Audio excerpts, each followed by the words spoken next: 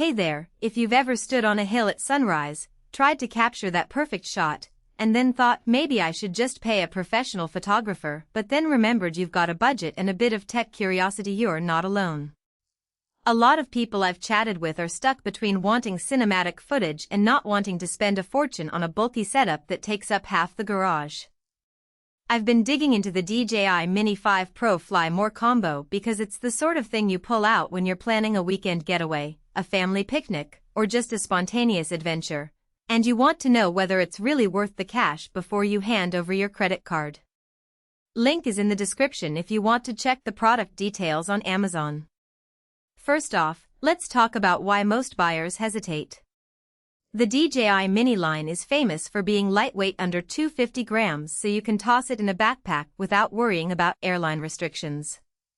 That's a huge plus, but the trade-off has historically been sensor size and flight time. The Mini 5 Pro claims a 1-inch sensor, 36 minutes of flight per charge, and 3 batteries in this bundle, plus a 128GB micro SD card.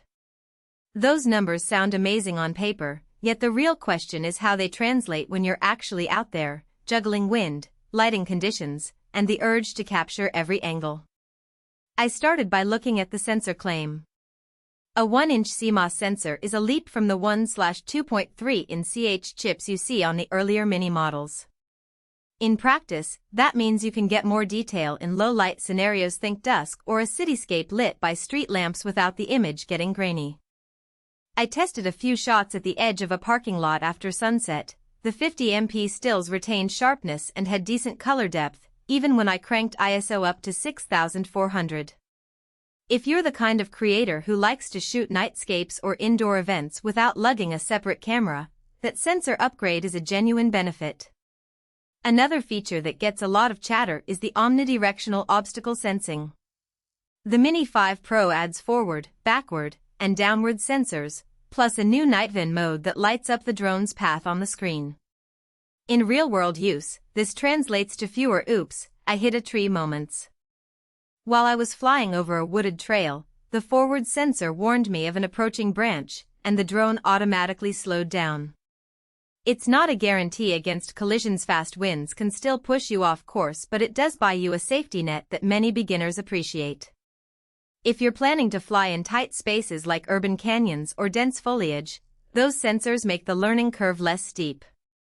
Now, the gimbal and vertical shooting angle.